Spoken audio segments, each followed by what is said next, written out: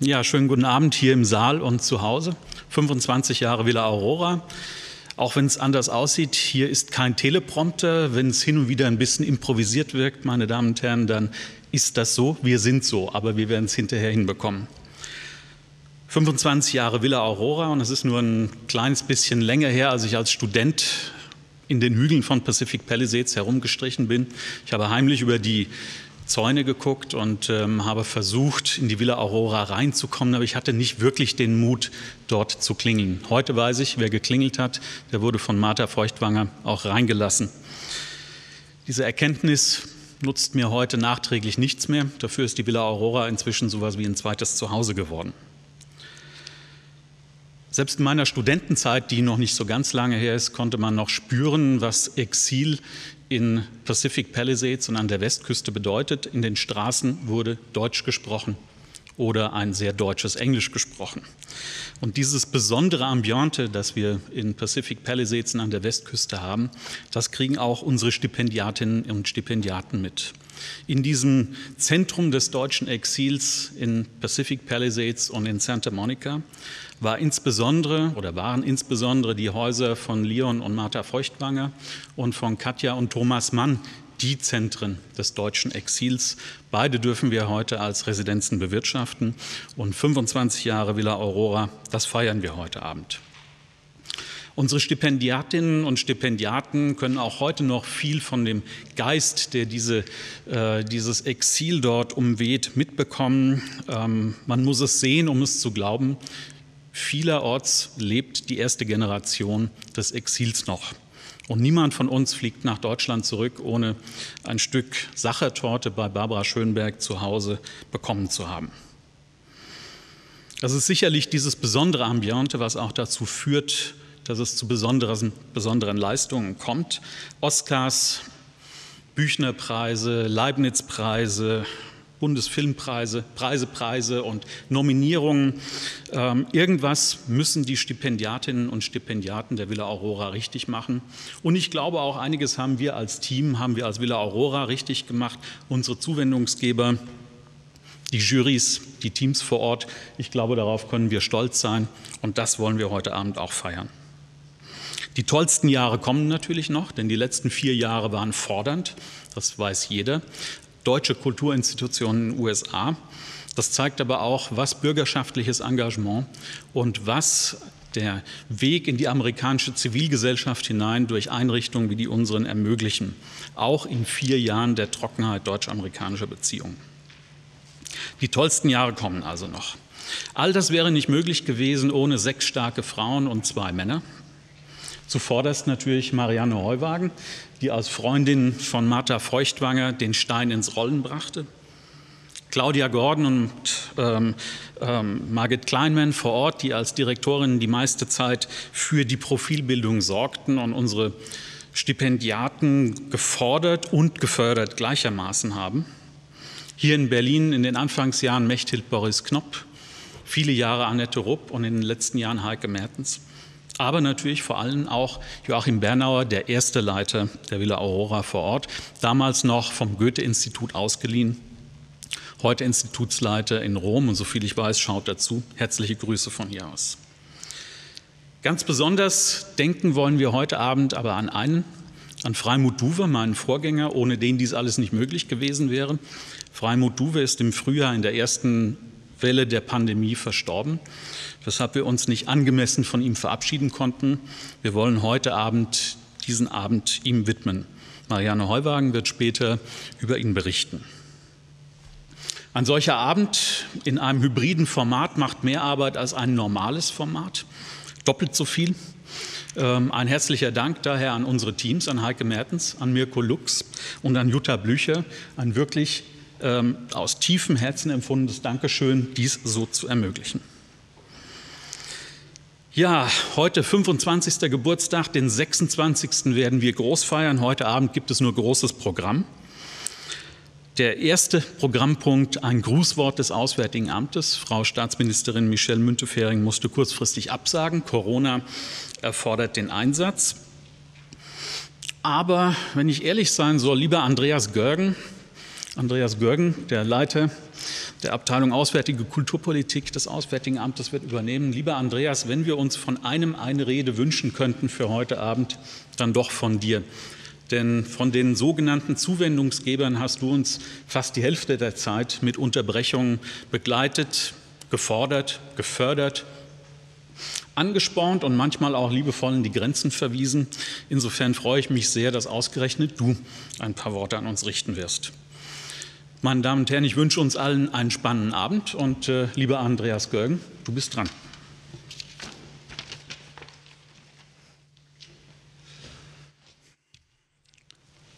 Lieber Markus Klimmer, liebe Frau Heuwagen, ich würde gerne an einen Satz anknüpfen, den Markus Klimmer eben in seiner Rede sagte.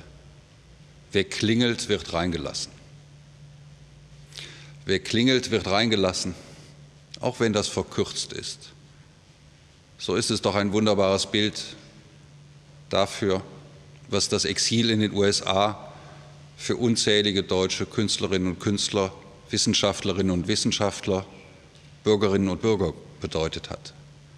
Sie wurden hineingelassen in ein Land und sie fanden das, was es in Deutschland nicht mehr gab. Menschlichkeit, Toleranz, Offenheit und einen demokratischen Streit. Und so, lieber Markus Klimmer, liebe Frau Heuwagen, haben Sie als Bürgerinnen und Bürger 1989 die Bewegung aus den USA nach Deutschland zu einer Bewegung aus Deutschland in die USA gemacht. Und Villa Aurora Thomas Mann Haus hat heute 25 Jahre, seit 25 Jahren werden Künstlerinnen und Künstler aus Deutschland in diesem Haus des Exils empfangen. Und es gilt immer noch das, was Thomas Mann gesagt hat, dass das beste Stück Deutschlands sich auch in der Villa Aurora und im Thomas Mann Haus wiederfindet. Und das wäre nicht möglich, ohne dass es Bürgerinnen und Bürger gäbe, die sich in Vereinen engagieren, wie der Villa Aurora und dem Thomas Mann Haus, aber auch in unzähligen anderen. Und so eine Zusammenarbeit, einen Zusammenhalt zwischen den Gesellschaften erarbeiten, möglich machen, den Politik alleine gar nicht möglich machen kann.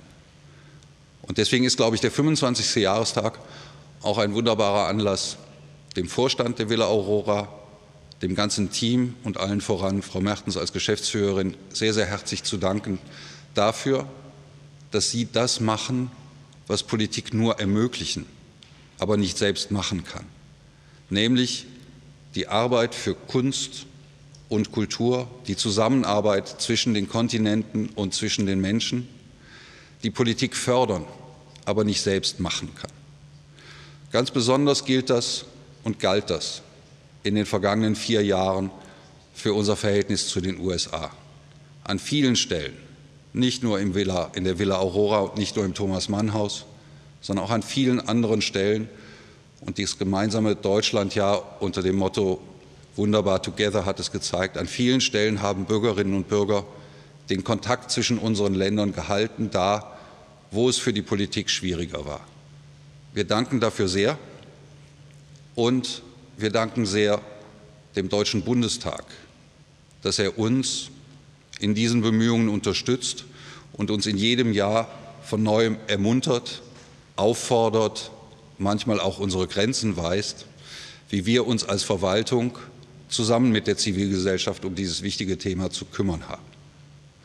Namentlich möchte ich den Abgeordneten des Deutschen Bundestages im Haushaltsausschuss danken, denn sie haben von dem Erwerb des Thomas Mann Hauses bis hin zu den notwendigen Renovierungsarbeiten, bis hin zu den Stipendien das möglich gemacht, was wir als einen Raum der Kunst erleben, als einen Raum der Freiheit. Und das wollen wir heute nicht vergessen. Die Villa Aurora lebt davon, dass 450 Künstlerinnen und Künstler in diesem Raum nicht nur ihr Zuhause gefunden haben, sondern in diesem Raum, in den Räumen Kunst, sich der Kunst widmen könnten, Kunst gestalten konnten und mit diesem gemeinsamen Erlebnis, mit dieser gemeinsamen Arbeit zwischen den USA und der Bundesrepublik Deutschland zurückgekommen sind. Und deswegen gilt unser letzter und vornehmster Dank all den Künstlerinnen und Künstlern, die das Wagnis auf sich genommen haben, zwischen den Kontinenten zu arbeiten und die dabei jedenfalls zeigen, dass die wunderbaren Erfolge auch viel Inspiration gewonnen haben. Wir danken Ihnen sehr dafür. Vielen Dank. Ja, schönen guten Abend, auch von meiner Seite. Ich freue mich sehr, dass ich heute durch diesen sehr besonderen Jubiläumsabend führen darf. Ein Festakt heute, um das 25-jährige Bestehen der Villa Aurora zu feiern. Und man kann ja wirklich sagen, die Villa Aurora und auch das Thomas-Mann-Haus sind wahrlich Institutionen. Und wer sich nur ein klein bisschen für Kunst und Kultur interessiert und damit beschäftigt, wird den Häusern immer wieder begegnet sein. Denn so ein Aufenthalt in Pacific Palisades, der wirkt sich natürlich auch auf die Kunst aus. Und so wurden diese Häuser in den Hügeln von Los Angeles im Laufe der letzten 25 Jahre zum Schauplatz und zum Inspirationsort von vielen Künstlerinnen und Künstlern. Diese Häuser sind verewigt in Kompositionen, in Kunstwerken, in Filmen und in Büchern. Einige Kostproben davon werden wir heute auch hören. Wir feiern heute zwar leider nicht in Los Angeles, zumindest nicht physisch, aber wir wollen heute Abend einfach trotzdem dorthin reisen, in Gedanken. Und das Programm heute Abend entführt uns trotzdem an die Westküste der USA. Marianne Heuwagen aus dem Vorstand der Villa Aurora blickt mit uns zurück. Sie wird nicht nur an Hartmut Duwe erinnern, sondern sie wird uns heute auch von den Anfängen der Künstlerresidenz erzählen und von ihrer Freundschaft mit Martha Feuchtwanger. Wir werden außerdem gemeinsam durch das original erhaltene Wohnhaus der Feuchtwangers laufen in einem kleinen Rundgang durch das Haus, bei dem wir sogar die Stimme hören werden von Martha Feuchtwanger, die bis zu ihrem Tod 1988 dort auch lebte. Und natürlich kommen auch die Stipendiatinnen und Stipendiaten zu Wort. Seit der Gründung 1995 waren es etwa 450, die dort gelebt und gearbeitet haben. Zum Beispiel die Schriftstellerin Uljana Wolf, die uns heute mit einer Lesung unter anderem aus ihrem aktuellen Band Etymologischer Gossip poetisch auf die Hügel von Los Angeles mitnimmt. Die Kultur- und Literaturwissenschaftlerin Heike Paul hält eine Rede zur Lage der Nationen und spricht über die transatlantischen Beziehungen, die manchmal an eine schwierige Ehe erinnern können. Und wir hören eine Komposition des international bekannten DJs und Elektromusikers Henrik Weber alias Panther du Prince, eigens für heute Abend aufgenommen in den nebeligen Wiesen Brandenburgs. Und neben dem Live-Programm finden Sie übrigens auf der Webseite der Villa Aurora und des Thomas-Mann-Hauses unterhalb dieses Videostreams noch bis Nikolaus, also bis zum 6. Dezember, Kurzporträts und Projekte der aktuellen Stipendiatinnen und Stipendiaten, unter anderem mit der ersten Michael-Ballhaus-Stipendiatin Judith Kaufmann, mit der Journalistin Birte Meyer, mit der Autorin Paula Fürstenberg, den Künstlern Christoph Keller und dem Komponisten Georg Klein und vielen, vielen anderen. Kommen wir jetzt zum ersten künstlerischen Programmpunkt dieses Jubiläumsabends, zur Uraufführung von Aurora, komponiert von Helmut Oehring, in diesem Jahr Excellence Fellow.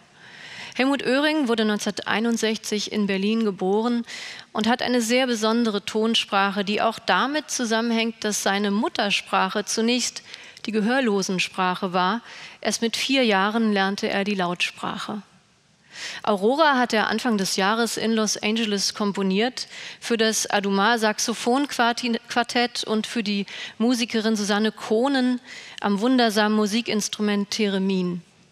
Und bevor es damit losgeht, wird Heike Katharina Mertens, geschäftsführendes Vorstandsmitglied der Villa Aurora und der Thomas-Mann-Villa, ein paar einleitende Worte dazu sagen. Ein Statement von Helmut Oehring selbst. Vielen Dank und uns allen einen schönen Abend. Ja, ein herzliches Willkommen auch von meiner Seite. Ich möchte zunächst Helmut Oehring ganz herzlich begrüßen, der leider heute nicht hier live dabei sein kann. Und der von zu Hause, vom Krankenbett aus die Proben geleitet haben. Ganz herzlichen Dank an Helmut Oehring für sein überaus großes Engagement, dass wir heute die Uraufführung deines Stückes hier erleben dürfen.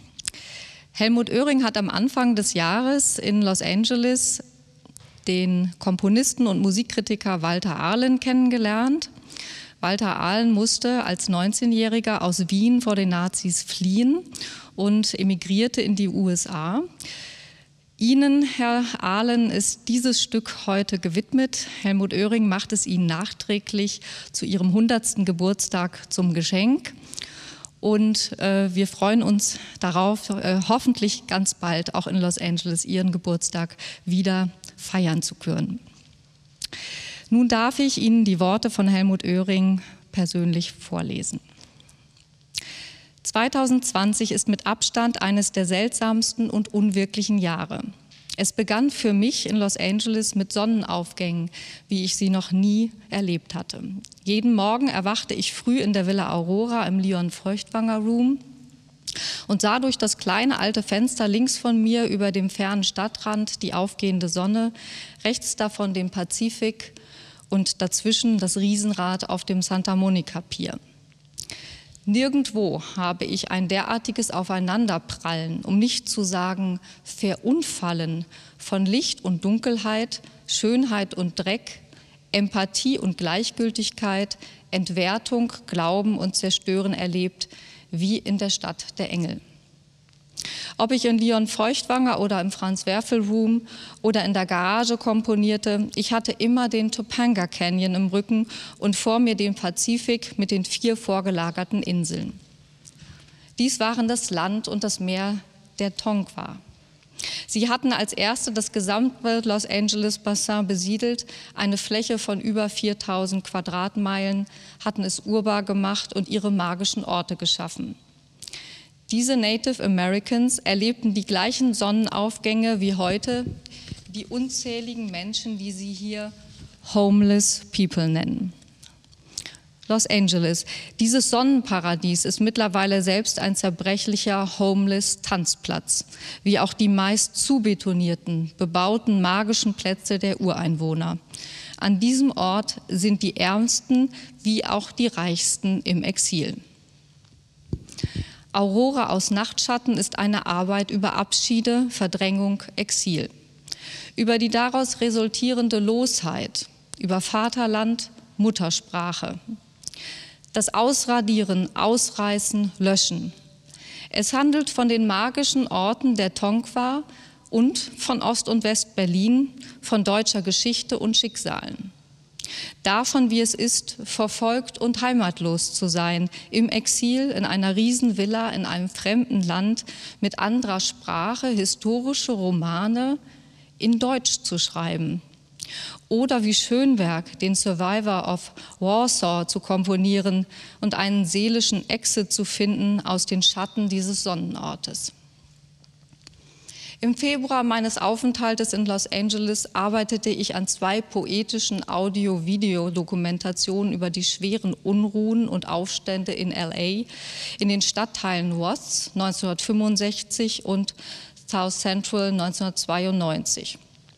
Erst nach meiner Rückkehr nach Deutschland, als ich diese audiovisuellen Werke und Aurora aus Nachtschatten in meinem Arbeitshaus fertigstellte, 5 Fahrradminuten entfernt von Bertolt Brechts Wohn- und Arbeitsort nach seiner Rückkehr aus dem Exil in Los Angeles, entflammten die landesweiten I Can't Breathe und Black Lives Matters Proteste. Wieder. Gestalten krochen aus den Nachtschatten, aus den Spalten, Löchern, Rissen im Steinputz und Fachwerk der Villa Aurora und erzählten mir in meinen Nächten über dies, alles und von anderen. Goyas Geister und die der Tonga zum Beispiel.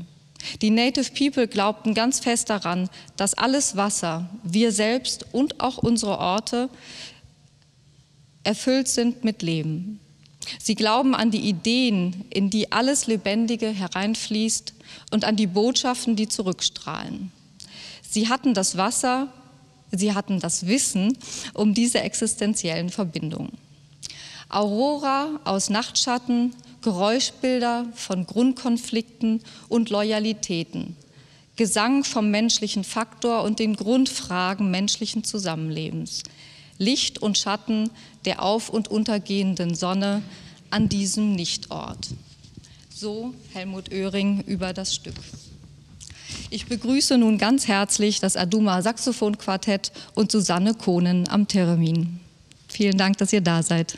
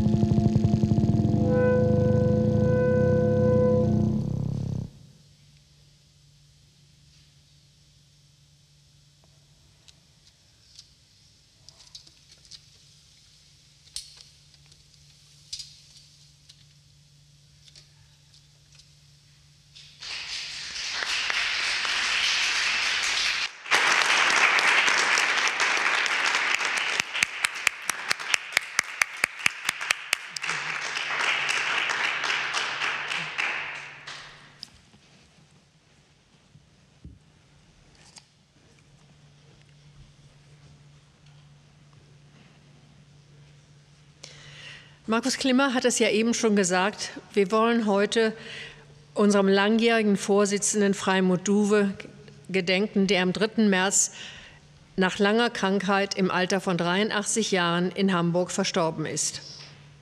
Freimut wurde am 26. November 1936 in Würzburg geboren und ist in Hamburg aufgewachsen. Er hatte ein sehr inniges Verhältnis zu seiner alleinerziehenden Mutter Hildegard, die aus einer Hamburger Kaufmannsfamilie stammte und als eine der ersten Frauen in Deutschland das Examen als Steuerberaterin bestanden hatte. Sein Vater, der Journalist Bruno Herzl, war der Großneffe von Theodor Herzl, dem Begründer des politischen Zionismus und Vordenker eines Judenstaates. Dieser verwandtschaftlichen Verbindung ist sicherlich Freimuts lebenslanges Engagement für jüdische Anliegen und für die Menschenrechte geschuldet. Sein beruflicher Werdegang zeichnet sich durch große Vielseitigkeit aus. Nach einem Intermezzo als Regieassistent am Theater studierte Freimut in Hamburg Geschichte, Anglistik und Soziologie. Es folgte ein Forschungsaufenthalt in Südafrika und Rhodesien. Viele Jahre war Freimut Journalist und Lektor, unter anderem Herausgeber der Reihen Rororo aktuell und Luchterhand Essay. Die Themen, die ihn jahrzehntelang publizistisch beschäftigten, waren Freiheit, Ökologie und Menschenrechte. Die handlichen Bände von Rororo aktuell waren in den 70er und 80er Jahren in allen studentischen Bücherregalen zu finden. Freimuts politische Heimat war die SPD, der er 1966 beitrat. Er gehörte dem Hamburger Landesvorstand von 1974 bis 1989 an und war von 1980 bis 1998 direkt gewählter SPD-Abgeordneter im Deutschen Bundestag. Als kulturpolitischer Sprecher seiner Partei und zeitweilig auch als Vorsitzender des Kulturausschusses war er ein häufiger und gern gesehener Gast in den Talkshows. Nach dem Ausscheiden aus dem Bundestag wurde er zum OSZE-Beauftragten für die Freiheit der Medien nach Wien berufen. Freimut war vielseitig gebildet und interessiert. Es war eine Freude, sich mit ihm zu unterhalten. Ioma Mangold schrieb in seinem Nachruf in der Zeit: Freimut verkörperte einen Typus Politiker, der lange charakteristisch für die SPD war. Der Intellektuelle als Politiker und der Politiker als Intellektueller. Freimut hinterlässt seine Ehefrau, die Journalistin Karin Duwe, und 3 erwachsene Töchter sowie einen Verein, der ihm zutiefst zum Dank verpflichtet ist. Freimut gehörte von Anfang an zu den Unterstützern und Förderern des Projekts aus dem ehemaligen Wohnhaus des deutsch-jüdischen Schriftstellers Leon Feuchtwanger und seiner Frau Martha in Pacific Palisades ein Kulturdenkmal des Exils zu schaffen. Als Vorsitzender des Kulturausschusses des Deutschen Bundestages hatte seine Unterstützung besonderes Gewicht beim Entstehen der Künstlerresidenz. Ich erinnere mich noch gut an unsere erste Begegnung bei dem vom damaligen Leiter des Espen-Instituts in Berlin, Shepard Stone, einberufenen Roundtable auf Schwanenwerder im Sommer 1988, ein Jahr nach Marthas Tod. Seit diesem Tag war Freimut ein leidenschaftlicher Befürworter der Villa Aurora und hat als langjähriges Vorstandsmitglied und Vorsitzender des Vereins seine Geschicke von 1998 bis 2009 gelenkt. Er hat unser Programm mit vielen Ideen und Vorschlägen bereichert und hat mit dafür gesorgt, dass die Unterstützung des Bundestages für unser Vorhaben auch noch erhalten blieb, als sich das Einholen der Baugenehmigungen bei der strengen Coastal Commission in Kalifornien und die Restaurierung des Gebäudes in Pacific Palisades um Jahre verzögerte. Dank seiner zahlreichen Kontakte weltweit hat er auch viele Verknüpfungen hergestellt zu anderen Institutionen wie jüdischen Organisationen in den USA. Wo immer er sich auf seinen zahlreichen Reisen aufhielt, er war stets ansprechbar für die Belange des Vereins und hat der Geschäftsführung mit Rat und Tat zur Seite gestanden. Auch nachdem die Krankheit seine Teilnahme an Veranstaltungen und Mitgliederversammlungen verhinderte, hat sein Interesse nicht nachgelassen. Er rief oft an, um sich nach neuesten Entwicklungen zu erkundigen und weiter Anregungen zu geben. Wir werden sein Andenken stets in Ehren halten.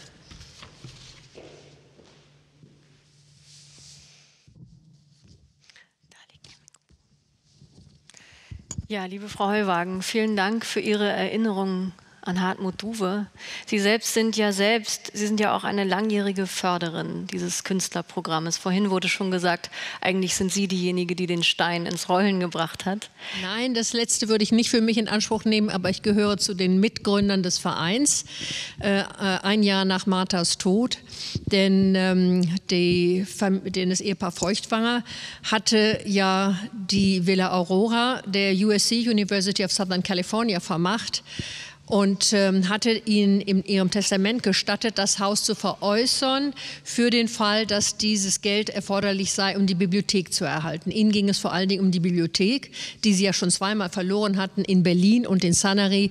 Und die dritte Bibliothek von Lyon wollten sie unbedingt erhalten und den Stein ins Rollen gebracht. Das hat Volker Skirka, den ich mal als Journalistenkollegen mitgenommen hatte in die Villa Aurora, zum Besuch bei Martha Feuchtwanger und bei besagtem und eben schon erwähnten Round Table im Aspen-Institut, eingeleitet von Shepard Stone, haben sich die Gründungsmitglieder zusammengefunden. Dazu gehörte auch Michael Naumann, der spätere Staatsminister für Kultur. Dazu gehörte Freimut Duwe. Anfangs war auch noch der Geschäftsführer des Tagesspiegels, Lothar C. Poll, dabei, der die Anfangskosten übernahm. Es kostete ja sehr viel Geld, erstmal Rechtsanwälte zu betreiben und so weiter. Und wir bildeten mehr oder weniger den ersten Vorstand und haben dann dafür gesorgt, dass wir das Geld bekommen konnten von der Lotte-Stiftung Berlin, um die Villa Aurora zu erhalten. Sie haben ja selbst viele Jahre an der Westküste der USA gelebt. Sie haben dort gearbeitet als Korrespondentin, unter anderem für die ARD, für die Zeit, für die Süddeutsche Zeitung. Und Sie sind dann nach Los Angeles gezogen und haben dort 1978 Martha Feuchtwanger kennengelernt. Können Sie sich noch daran erinnern, wie war das erste Treffen und wie kam es dann zu einer Freundschaft zwischen Ihnen beiden? Also an das erste Treffen kann ich mich gar nicht so gut erinnern, aber das war auf einem Empfang des Konsulats in Los Angeles. Und Martha war ja eine Ikone des Exils. Sie war ja auch eine sehr auffällige Erscheinung, diese wunderbare alte Dame, die immer die chinesischen Gewänder trug und die Haare so ganz streng zurückgekämmt hatte. Und als wir dann ins Gespräch kamen, hat, glaube ich, sicherlich zu dem Eisbrecher beigetragen, dass ich mich innerhalb des Studiums der Germanistik vor allen Dingen mit Bertolt Brecht beschäftigt hatte. Und Brecht und Feuchtwanger waren ja gute Freunde. Martha hat auch Brecht sehr gut gekannt. Und wir kamen dann sehr schnell ins Gespräch und haben sehr oft miteinander telefoniert. Wir hatten sie zu uns nach Hause eingeladen. Mein Mann hat sie dann abgeholt in ihrem Haus und wieder zurückgefahren. Oder ich habe sie besucht in der Villa Aurora und auch viele Journalistenkollegen dahin gebracht. Unter anderem, wie gesagt, Volker Skirka und Michael Naumann und noch einige andere, die sich dann später in dem Verein aktiv betätigt haben. Sie war ja seit 1958 Witwe, seit Leon Feuchtwanger starb. Und als Sie kennenlernten, war sie ja schon in den 80ern. Sie ist 96 dann geworden. Wie hat sie damals gelebt in diesem sehr, sehr großen Haus? Also sie lebte sehr bescheiden und ich glaube, sie aß auch sehr mäßig und am liebsten, glaube ich, Tofu. Man merkte es immer, wenn man sie einladete, hat sie sich immer sehr über ein gutes deutsches Essen gefreut. Und sie hat eigentlich in dem Haus selber natürlich sehr zurückgezogen gelebt, aber sie war noch unglaublich aktiv, geistig, hat auch am kulturellen Leben von Deutschland teilgenommen, hat sehr rege Korrespondenzen geführt und auch Besucher empfangen. Und sie war auch äußerst schlagfertig. Ich habe da mal eine Situation mit ihr erlebt, die mich sehr beeindruckt hat, als sie ihre Memoiren veröffentlichen wollte oder veröffentlicht hat bei Langenmüller in München. Hatte ich sie besucht und brachte ihr das Manuskript zurück. Und als ich dann in die Villa Aurora kam, war schon eine Dame aus München anwesend, die ebenfalls Martha Feuchtwanger besuchte. Und diese Dame ließ sich also sehr abwertend darüber aus und sehr lange über den Mangel an Kultur in den Vereinigten Staaten, was natürlich ein fürchterliches, arrogantes europäisches Vorurteil war, denn Amerika hat eine Menge Kultur und hat das auch damals schon. Und während ich also innerlich kochte, saß Martha ganz ruhig da und sagte dann schließlich zu dieser Dame, als sie mit ihrer Tirade fertig war: ach wissen Sie, Ihre ganze Kultur hat Sie vor Hitler auch nicht gerettet. Also eine schlagfertige Frau, die 96 Jahre alt geworden ist. Nach ihrem Tod gab es dann eben die Idee, eine Künstlerresidenz aus dem Haus zu machen. Ein bisschen was haben Sie schon darüber erzählt. Gab es denn auch Widerstände gegen diese Idee, eine Künstlerresidenz daraus zu machen? Ja, die Idee war ja eigentlich, das freiwillig fortzuführen, was die Immigranten zwangsläufig gemacht hatten durch den Umzug nach Los Angeles. Und ich hatte mal für den WDR einen sogenannten großen Samstagabend im Hörfunk geschrieben, wo ich das Kulturleben der 40er und 80er Jahre verglichen hatte und da festgestellt hatte, dass es ja die Immigranten waren, die wirklich eine ganze Menge Kultur nach Los Angeles gebracht hatten. Also die Galerien auf der Melrose, Otto Klemperer, die LA Philharmonic und so weiter. Und wir wollten eigentlich mit dieser Künstlerresidenz nicht nur Leon Feuchtwanger, sondern wirklich alle Immigranten ehren und ihnen auch ein Zeichen geben, dass wir als Nachkriegsgeneration verstanden hatten, dass sie ein Teil unserer Kultur sind. Das war ja in den 80er Jahren oder bis in die 90er Jahre in Deutschland noch gar nicht so weit verbreitet. Und wir hatten ja dann, wie gesagt, die Unterstützung bekommen von der Deutschen Klassenlotterie in Berlin. Ich habe da sehr schamlos meine Position als Korrespondentin der Süddeutschen Zeitung ausgenutzt und die Politiker immer so angebaggert, dass mir hinterher ein Senator mal sagte, also manche haben sich ja schon umgedreht, wenn sie kamen nach der Devise, da kommt die Heuwagen schon wieder mit ihrer Villa Aurora. Also unter dem rot-grünen Senat lief das ja alles einigermaßen glatt, aber dann kam ja der CDU-Senat. Und da hatte es eine merkwürdige Koalition gegeben aus einem sehr wohlhabenden jüdischen Immigranten in Los Angeles, mit dem wir ja sogar befreundet waren, mein Mann und ich, und den wir auch oft bei uns zu Hause zu Gast hatten. Der hat sich zusammengetan mit einem wiederum konservativen Berliner Journalisten vom RIAS. Und die hatten also dem regierenden Bürgermeister Diepken damals eingeredet, man sollte doch die Villa Aurora zu einem deutschen Haus umgestalten. Ja? Und wir hörten schon in unseren Ohren das Humter und dachten, das ist ja nicht in unserem Sinne und auch nicht in dem Sinne der Feuchtwangers. Und glücklicherweise hatte der damalige Leiter der Senatskanzlei, Volker Kähne, der im letzten Jahr verstorben ist, hat er uns rechtzeitig gewarnt und hat gesagt, da zieht Ungemach auf. Und da konnten wir also gegensteuern und diese kleine Intervention dann auch abwenden. Also wir lernen daraus, manchmal hilft Baggern eben doch. Und dieses Haus ist eben ganz explizit, Sie haben es ja eben gesagt, keine Gedenkstätte für die Feuchtwangers, beziehungsweise nicht nur, sondern eben auch ein Gedenkort des Exils. Wie kam es denn eigentlich dazu, dass der erste Stipendiat damals Heiner Müller war? Ja, das war sehr merkwürdig, weil er eigentlich gar nicht unser Stipendiat war, Heiner Müller. Also ich habe ja sehr oft dann in dieser Zeit, als die Villa Aurora eingerichtet wurde, Urlaub genommen von der Süddeutschen Zeitung, von meinem regulären Job. Und bin dann in den Ferien dorthin gefahren, um das Ganze anzuschieben. Und im Herbst 94 war dann nach 7 Jahren Bautätigkeit, war endlich die Villa Aurora fertig. Man muss wissen, dass das Haus quasi, als wir es erwarben, den Berg runterrutschte. Es gab keinen Keller. Der Berg musste fest befestigt werden, denn der rutschte wiederum den Nachbarn unten in den Garten bei den starken Regenfällen, die es da gibt. Also es war 7 Jahre lang intensiver Bautätigkeit und als dann Ende 94 endlich das fertig war und man an die Einrichtung gehen konnte, kam ein Anruf aus Berlin. Heiner Müller war gerade Getty-Stipendiat und die hatten den aber so fürchterlich untergebracht in einer Parterrewohnung mit Blick auf eine Garage. Es muss furchtbar ungemütlich gewesen sein, sodass er anfragte, ob er in der Villa Aurora wohnen könnte. Und dann haben wir schnell ein bisschen was eingerichtet und haben also ein paar Sachen gekauft, damit das Ehepaar Müller da mit der kleinen Anna wohnen konnte. Und er hat dort in der Villa Aurora seinen letzten Geburtstag gefeiert. Und an diesem Abend hatte ich sozusagen ein kleines Eureka-Erlebnis. Es funktioniert, unser Konzept. Wir saßen so, und wir waren nur 5 Personen, wir saßen so gegen 10 zusammen in dem Wohnzimmer und dann ging plötzlich die Tür auf und hereintänzelte Peter Sellers, der Regisseur Peter Sellers.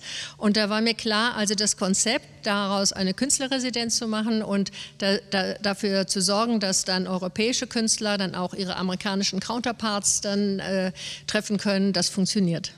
Also der Anstoß für eine lange Reihe von Künstlerinnen und Künstlern, die inzwischen dort gelebt und gearbeitet haben, 450, wir haben die Zahl heute schon gehört. Sind Ihnen denn aus diesen Jahren einige Werke, einige Stipendiatinnen oder Stipendiaten besonders in Erinnerung geblieben?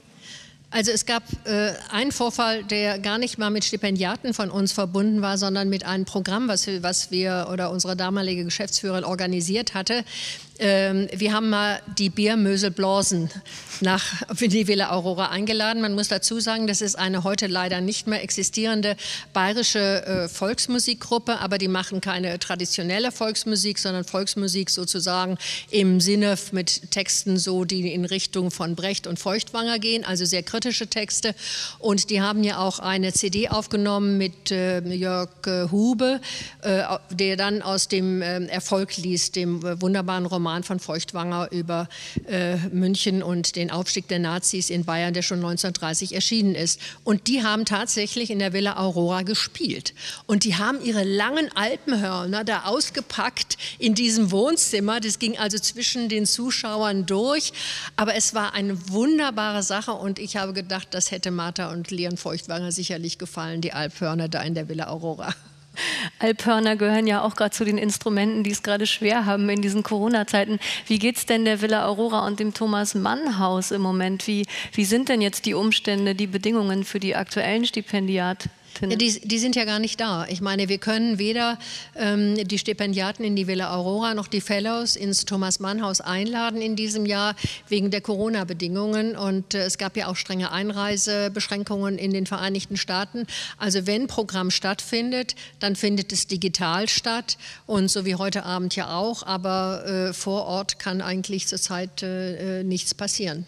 Hoffen wir mal, dass sich das sehr bald wieder ändert. Wir kommen jetzt gleich zu einem Film über die Villa Aurora, aber vorher, Frau Heuwagen, wollten Sie noch etwas loswerden? Ja, ich möchte noch ganz besonders herzlich unserem Vorsitzenden Markus Klimmer danken, der seit 10 Jahren die Geschicke der Villa Aurora lenkt und leitet und das so gut macht, dass der damalige Außenminister Steinmeier uns sogar noch das Thomas-Mann-Haus anvertraut hat. Markus, das haben wir ausschließlich dir zu verdanken, das wissen wir. Du hast mit Andreas Görgen sozusagen im Alleingang dafür gesorgt, dass die Bundesregierung das Haus kaufen konnte. Und ich finde, das ist jetzt eine wunderbare Ergänzung, weil das Thomas-Mann-Haus ja mehr gesellschaftspolitisch orientiert ist. Und dafür danken wir dir und auch Ihnen, Herr Görgen, ganz herzlich. Und wir hoffen auf weitere gute Jahre. Ja, vielen Dank und vielen Dank an Sie, Marianne Heuwagen. Wir machen jetzt einen Rundgang. Wir gehen jetzt alle in die Villa Aurora gemeinsam und sehen einen Film von Boris Scharschmidt. Und zwar hört man da nicht nur Originalaufnahmen von Martha Feuchtwanger, übrigens aus Interviews, die Marianne Heuwagen mit ihr geführt hat, sondern wir sehen auch Claudia Gordon, die Direktorin der Villa Aurora. Wir sehen Friedel Schmoranzer, die Leiterin der Stipendiatinnenprogramme. Wir sehen Michaela Ullmann, die Bibliothekarin dort, und Randy Young, ein Historiker, der auch mit Martha Feuchtwanger befreundet war. Also, auf nach Los Angeles. Ich will nicht sagen, dass ich zu Hause bin hier. Ich bin zu weit herumgekommen, dass ich irgendwo zu Hause sein kann. Aber ich fühle mich zu Hause, weil ich unter den Büchern lebe, die mein Mann gesammelt hat. Herzlich willkommen. Ich bin Claudia Gordon, Direktorin der Villa Aurora und zusammen mit Friedel Schmoranzer, Leiterin der Stipendiatenprogramme, Michaela Ullmann von der USC Feuchtwanger Memorial Library, dem Zeitzeugen Randy Young und natürlich der Hausherrin möchte ich Sie zu einem kleinen Spaziergang durch die Künstlerresidenz Villa Aurora einladen. Das ehemalige Wohnhaus von Leon und Martha Feuchtwanger. Das Haus wurde 1928 als Los Angeles Times Demonstration House im spanischen Stil erbaut. 1941 kamen Martha und Leon Feuchtwanger nach Los Angeles, nachdem sie zunächst aus Nazi-Deutschland nach Frankreich geflohen waren, wo sie bereits 7 Jahre im Exil gelebt hatten. 1943 stießen sie auf das Haus am Paseo Miramar, das sie für $9.000 erwarben. Die ersten Nächte mussten sie im Garten schlafen, denn das Haus war voller Schmutz, die Fenster ohne Fensterscheiben und Schlangen gab es auch. Doch Martha machte es in kürzester Zeit zu einem Heim, in dem Leon konzentriert und ungestört an seinen historischen Romanen arbeiten konnte. When I first came here, the house was like a secret garden. It was covered in vines. It was a place where there were little areas where they had benches, and you could see the house was very important, but the garden was quite extraordinary. Diese kleine Sitzfigur von Martha Feuchtwanger wurde geschaffen von Jan Lappen, deren Familie das Thomas-Mann-Haus 1952 von den Manns gekauft hatte und über 60 Jahre lang dort lebte. Ein schönes Symbol der Verbundenheit zwischen beiden Häusern, die bereits seit Jahrzehnten besteht. Wir befinden uns im 2. Stock des Hauses, genauer gesagt in Leon Feuchtwangers Arbeitszimmer. In diesem Arbeitszimmer hat er insgesamt 7 seiner Romane geschrieben, die er seiner Sekretärin Hilde Waldo an dem Schreibtisch hinter mir diktierte. Da hat er den Goya geschrieben und den Franklin-Roman, den Füchse in Weinberg und seinen letzten Roman, also noch dann die Jüdin von Toledo und den Jefta und seine Tochter. Im sogenannten Sunroom, welcher an das Study angrenzt, steht heute der ehemalige Schreibtisch Franz Werfels. Eines von mehreren Möbelstücken ehemaliger prominenter deutscher Exilanten, die sich heute in der Villa Aurora befinden. Die Feuchtwangers haben regelmäßig zu Lesungen hier oben in das sogenannte Study eingeladen. Thomas Mann war hierbei der Moderator der deutschsprachigen Abende und Charlie Chaplin war der Ehrengast und Moderator der englischsprachigen Abende. Man könnte also sagen, dass sich hier in dem Haus nicht nur das Who is Who des deutschsprachigen Exils und der Literatur versammelt hat, sondern auch das Who is Who Hollywoods. Ebenfalls hier im 2. Stock befanden sich Martha und Leon Feuchtwangers Schlafzimmer mit jeweiligen Ensuite-Badezimmern, in welchen heute unsere Stipendiaten wohnen und Leon und Marthas originalen Betten schlafen. Bei der Renovierung des Hauses wurde darauf geachtet, dass die historischen Malibu-Tiles erhalten blieben. Hier im großen Badezimmer im oberen Stockwerk sind die Fliesen besonders schön zu bewundern. Über das schöne lichtdurchflutete Treppenhaus geht es nun zurück in das Erdgeschoss.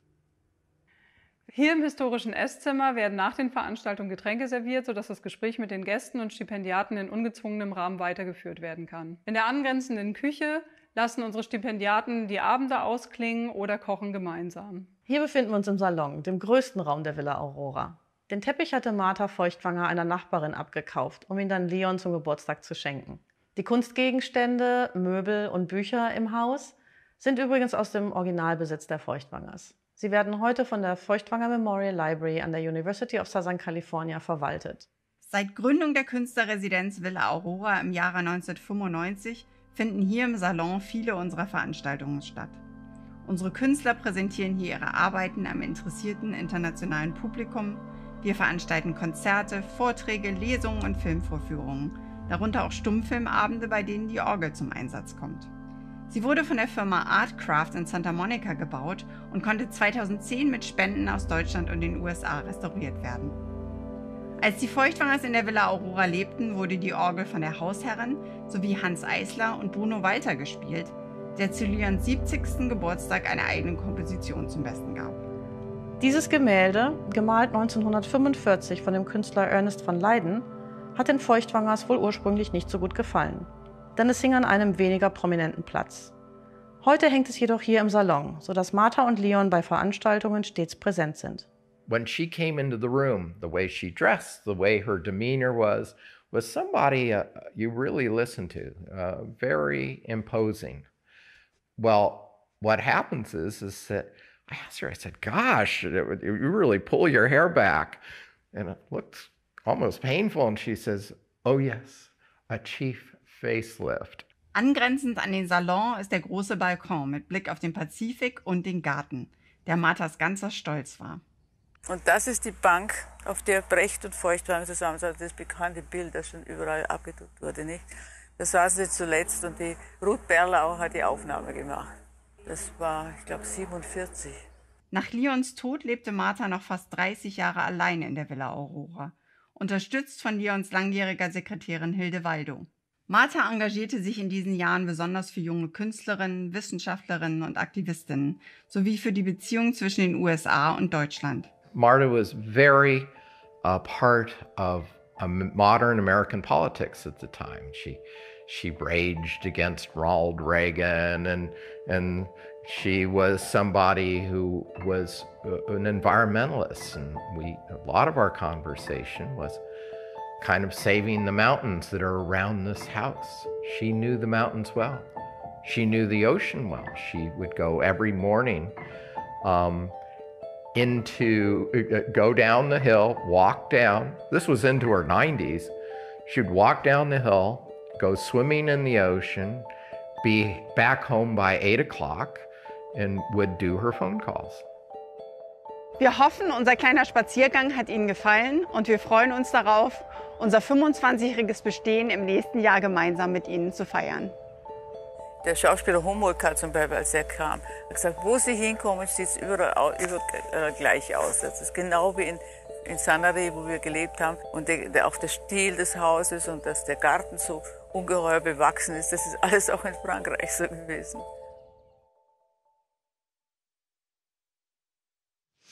Ja, wir kommen jetzt zur Lyrik und zur Schriftstellerin Uljana Wolf.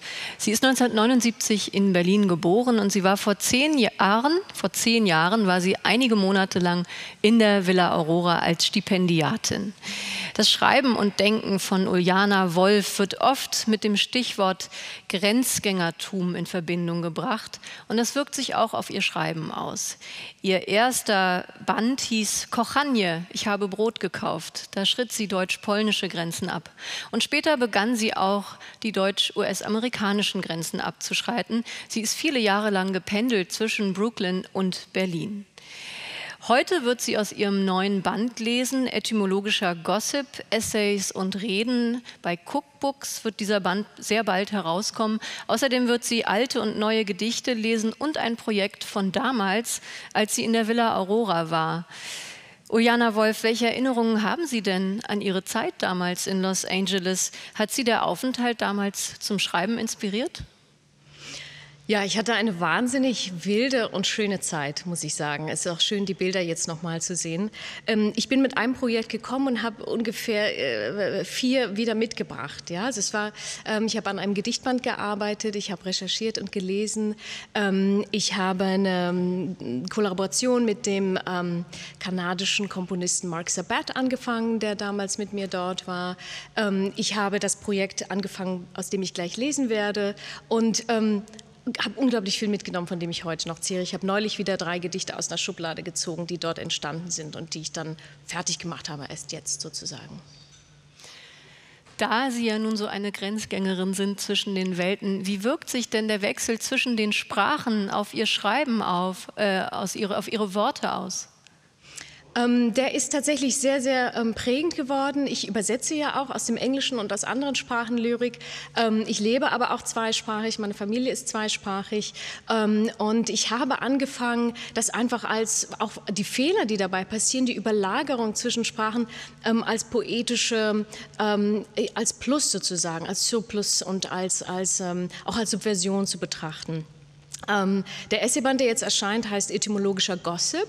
Was ist etymologischer Gossip? Ich habe gedacht, das ist das, wenn die Sprachen anfangen, durch Ähnlichkeit miteinander sich zu unterhalten und illegitime Verwandtschaften zu gründen sozusagen. Ich habe das in meinem Gedichtband False Friends, falsche Freunde gemacht, wo ich mit den falschen Freunden im Englischen und Deutschen gespielt habe, zum Beispiel Gift und Gift, die man nicht verwechseln sollte. Und darum geht es, dass man aber auch in der eigenen Sprache solche Verwandtschaften finden kann, die eigentlich sozusagen illegitim sind und die neue poetische Wege aufmachen. Ja, und daraus hören wir jetzt Beispiele aus dem Band Etymologischer Gossip. Wir hören Gossip, wir hören Gedichte. Uljana Wolf. Ja, vielen Dank. Ich lese 3 Gedichte aus dem Band Meine schönste Lenkewitsch, der tatsächlich zu einem nicht unwichtigen Teil in der Villa Aurora entstanden ist. Das erste Gedicht heißt Doppelgeherrede. Ich ging ins Tingeltangel Lenkewitsch angeln. An der Garderobe bekam jeder eine Zweitsprache mit identischen Klamotten, leicht gemoppeltes Doppel. Die Spiegel aber zeigten nur eine von uns. Ich schluckte kalte Spucke, Spuk. Hinten hoppelten Wortkaninchen aus Ashburys Hut. Zum Ballsaal dann mit meinem Zwilling Zirkums tanzen, am Tresen ein Köpfchen Kaffee mit Mrs. Stein. Dass ich Gespenster sehe, rief plötzlich aus der Nische, wo das Denken dunkeldeutsch blieb, Mr. Veilmaker im Schlafanzug der Philosophen. Ein Kressekästchen vor der Brust, verblüfft, wächst auf einem weißen Blatte, ohne alle Erde, wurzellos. Ich wollte nach ein paar Samen fragen, doch mein Zwilling sprang, ging schwofen mit dem Mann. Wer Schatten hat, muss für die Spots nicht sorgen, sagte Mrs. Stein, packte ihre Knöpfe ein.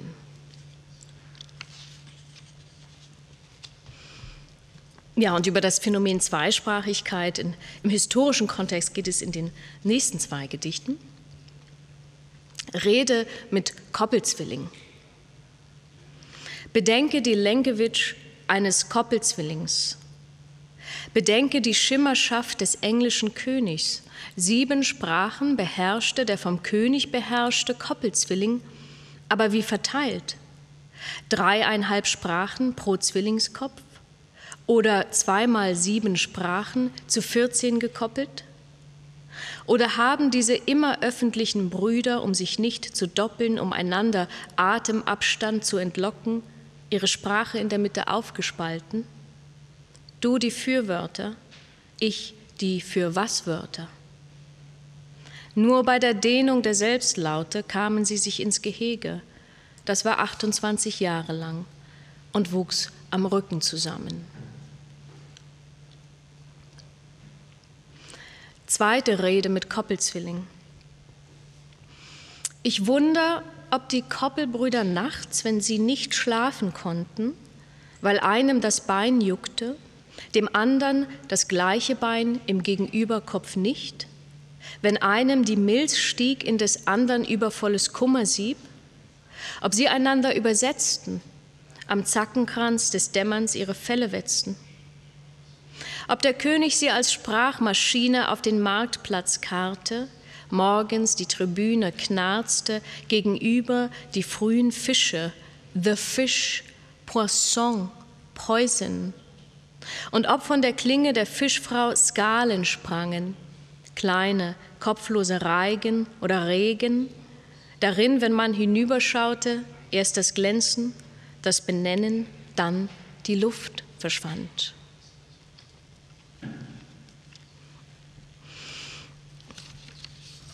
Ja, und aus diesem Essayband, das sind vor allen Dingen längere Texte, die kann man natürlich nicht einfach so kurz vorlesen, aber doch der Kleine, der ein bisschen die Idee spielerisch erzählt vom etymologischen Gossip, der heißt so: Aus dem Logbuch für etymologischen Gossip. Form hilft dem Denken, sich zu erinnern. Es stellt sich heraus, dass das Wort stringent an eine Schnur erinnert, auf der sich das Denken in einzelnen Kugeln aufreiht. Alle anderen Etymologien lügen. Der Abstand zwischen den Kugeln kann sehr groß sein, damit das Denken Zeit hat, sich zu vergessen. Jede Kugel, die auch ein Kasten sein kann, ein Kästchen, ein Kätzchen, wiedererinnert sich anders als die vorhergehende. Nur so bleibt das Denken dringend. Die vielen Sprachen verhelfen der Form zu ihrem Schnursein, ihrem Schnurren. Ja, und dann habe ich, wie gesagt, in LA ein Projekt angefangen, das sich mit Calamity Jane beschäftigt und vor allen Dingen aber mit einer Erfindung, die Calamity Jane, die berühmte Westernheldin, betrifft. Ich bin auf dieses kleine Büchlein gestoßen, Calamity Jane's Diary and Letters, und auf die Geschichte, dass man aus ihr eine Mutter gemacht hat. Dass eine Frau 1941 im Radio angerufen hat und gesagt hat, ich bin die Tochter von Calamity Jane und Wild Bill Hickok und ich kann es beweisen mit diesen Briefen und diesem Tagebuch, das sie mir geschickt hat. Es war natürlich leider nicht echt, aber mich hat wahnsinnig interessiert, warum man so eine Mutter erfindet und vor allen Dingen, warum man sich als Tochter so erfindet. Und ich habe aus diesen kleinen Briefen, also diesem Büchlein, pro Seite mit Bleistift einige Worte unterstrichen und daraus ganz kleine Gedichte gemacht, die die Mutter und die Tochter miteinander verwirbeln. Beide heißen Jane oder Janie. Und daraus lese ich jetzt zum Abschluss noch 2 kleine Texte vor. 2, 3. Die sind sehr, sehr kurz. Und weil es eine Ausstreichung ist, der Titel Calamity Jane wurde ausgestrichen zu Call Me Jane. Deadwood dear, this will never be me in my shack night. Was I the tiny picture of you, a gaze, and somehow, someday, a talking movie. For adventure and excitement, change your name to Jane. For Jane, in fact, I am my horse, his eyes. There are thousands of them, and it won't hurt to be the only human being on this page across the plains. Jane is passing under the name of Strange Devil Hair and a billy goat's preachin'. A roaring campfire, that Jane. She won't saddle in this book. Such a nice home. Suppose you will ride a horse bareback, stand up, shoot the air before it falls back on my head. Of course, you know I always wanted a head I can call my home. There my sleeping dogs lie. I bake them, $1 a cake. Someday you might like to know I made these outlaws. Dear Jane, I am planning on seeing you. Dear Jane, well, I saw you on a bareback horse. You dress mighty swell, so mad the man. In plain words, the woman really was our experience. So I kept my good health and my sense of war. I will write the next time, there is a heaven for horses. There are no cold winters, Jane. Dear Jane, you say you are a town. I don't see just where that place is. I'm sorry, I never knew you. Good night, Deadwood. Dankeschön.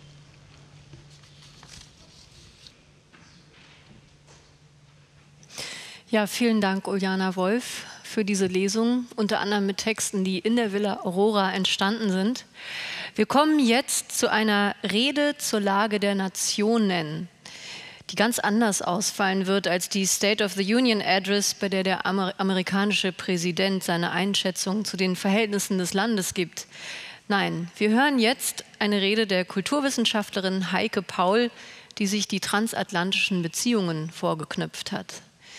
Dr. Heike Paul ist Kultur- und Literaturwissenschaftlerin mit einem Lehrstuhl für Amerikanistik in Erlangen. Sie ist außerdem Direktorin der Bayerischen Amerika-Akademie und Mitglied der Bayerischen Akademie der Wissenschaften. Sie ist vor allem aber transatlantische Netzwerkerin. Und deshalb war sie auch in diesem Jahr Fellow am Thomas-Mann-Haus in Los Angeles und hat sich während ihres Stipendiums vor allem mit einem Projekt zum Staatsbürgersentimentalismus beschäftigt. Für uns blickt sie aber heute Abend zurück in die Geschichte der transatlantischen Beziehungen. Eine Geschichte von Verzauberungen, von Entzauberungen, von erschreckenden Kulturkontakten und von Fremdheit und Freundschaft. Heike Paul. Guten Abend, verehrte Damen und Herren, liebe Freundinnen und Freunde der Villa Aurora und des Thomas-Mann-Hauses, liebe ehemalige und liebe zukünftige Fellows. Ich darf kurz zu Ihnen sprechen zur Lage der Nationen. Die Geschichte der transatlantischen Beziehungen lässt sich als eine Serie der Verzauberungen und Entzauberungen beschreiben. Es ist eine Serie, die begann schon lange bevor die USA und Deutschland als moderne Nationalstaaten existierten. Und diese Geschichte zeigt uns, jede Verzauberung und jede Entzauberung hat ihren Preis. Schauen wir auf ein frühes Zeugnis des Kulturkontakts. Theodor Galles Kupferstich vom Ende des 16. Jahrhunderts, der die Begegnung zwischen dem europäischen Seefahrer Amerigo Vespucci und der nach ihm benannten Amerika zeigt. Sie räkelt sich nackt in der Hängematte in der neuen Welt und er kommt mit allen Insignien der Diskursmacht ausgestattet bei ihr an. Mit Schiff, mit Kreuz und mit Astrolabe. In voller Montur sozusagen. Sie lädt ihn ein, streckt die Hand aus, anlockend, verführerisch, verzaubernd. Aber was ein flüchtiger Blick übersehen könnte, ist die Gefahr, die hier lauert. Denn hinter der schönen, edlen Wilden auf dem Lagerfeuer werden, ja, was gibt es denn da zu essen? Da wird ein menschlicher Schenkel gegrillt. Der Kannibalismus als Schrecken, aber auch als Gegenstand von Angstlust war früh im kulturellen Imaginären der europäischen Entdeckungen fremder Welten verankert. Fremdheit, Freundschaft, Essen. Über das Happy End zwischen Vespucci und seiner Amerika müssen wir uns keinen Illusionen hingeben. Aber all das ist ja auch schon lange her. Fest steht, dass auch in neuerer Zeit die Semantik der Paar- und der Liebesbeziehung, mal glücklich, mal nicht so glücklich, häufig benutzt wurde, um die transatlantischen Beziehungen zu beschreiben. Ein Blick nur in die letzten 50, 60 Jahre genügt da. Nach ihrer Neubegründung in der Nachkriegszeit wurde das besondere transatlantische Verhältnis zwischen den USA und Deutschland auf viele unterschiedliche Arten beschrieben. Als Militärpakt, als Lehrer-Schüler-Verhältnis, als Netzwerk, als Freundschaft und ja sogar als Ehe. Arthur Schlesinger, der in seinem Buch A Thousand Days das Arbeitsverhältnis zwischen John F. Kennedy und Konrad Adenauer dokumentierte, erinnert sich daran, dass Kennedy den armen, angstanfälligen alten Adenauer etwas unvorteilhaft gerne mit einer nagging wife verglich. Also mit einer zeternden Ehefrau, die ihren Ehemann jeden Abend fragt, liebst du mich noch?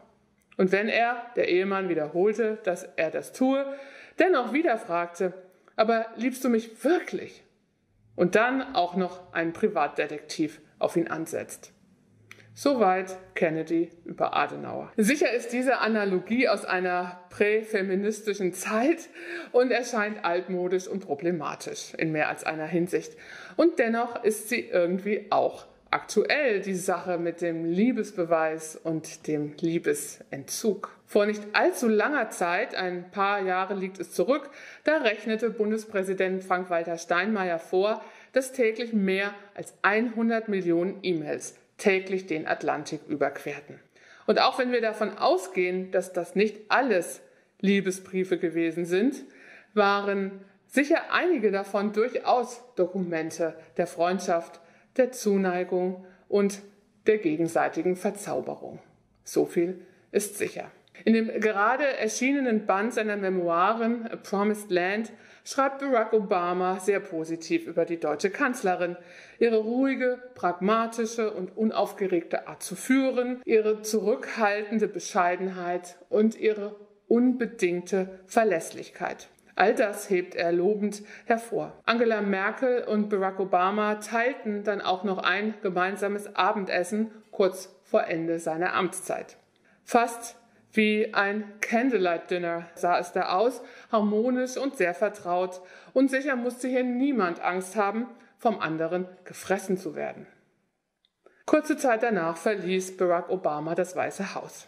Die letzten 4 Jahre müssen hingegen wohl als Entzauberung des besonderen Verhältnisses beschrieben werden.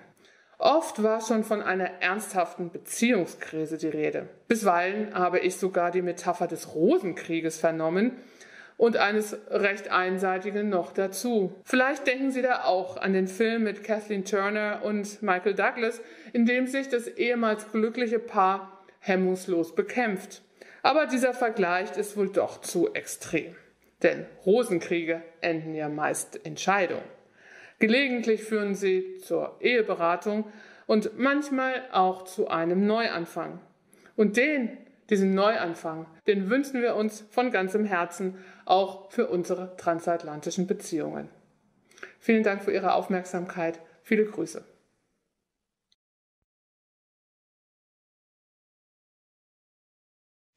Ja, ein Neuanfang für die transatlantischen Beziehungen. Mit diesem Wunsch neigt sich dieser Abend dem Ende zu. Wir haben heute eine kleine Reise auf die Hügel von Los Angeles unternommen zum 25-jährigen Jubiläum des Künstlerprogramms der Villa Aurora und des Thomas Mann Hauses. Und das ist der richtige Zeitpunkt, um noch ein herzliches Dankeschön auszusprechen. Vielen Dank an das Auswärtige Amt, an die Beauftragte der Bundesregierung für Kultur und Medien, Monika Grütters, an die Firma Time Prints für den Livestream, an das Adumar-Quartett und Susanne Kohnen und an Helmut Oehring, an Uljana Wolf und Heike Paul, an die Stipendiatinnen und Stipendiaten und Fellows, die an der Online-Videogalerie beteiligt sind, an Heike Katharina Mertens und an das Team der Villa Aurora und des Thomas-Mann-Hauses in Berlin, an das Team der Villa Aurora und des Thomas-Mann-Hauses in Los Angeles, an Michaela Ullmann, an Boris Scharschmidt und an Marianne Heuwagen. Und vielen Dank an Hendrik Weber, alias Panther du Prince, der diesen Abend heute krönen wird. Panther du Prince wurde 1975 geboren, er ist Konzeptkünstler, er ist DJ, er ist Komponist und er war 2014 für mehrere Monate in der Villa Aurora. Er nimmt seine Kompositionen gerne in Wäldern und Landschaften auf und auch für seinen Beitrag zum Jubiläum der Villa Aurora ist er rausgegangen in einen verwilderten Garten in Brandenburg. Wir zeigen jetzt sein DJ-Set in voller Länge. Sie erwartet jetzt also nochmal eine rund 40 Minuten lange Komposition. Klänge, die in Brandenburg aufgenommen wurden, die aber bis zur Westküste der USA klingen werden. Und damit darf ich mich verabschieden. Vielen Dank, Film und Ton ab für Panther du Prince.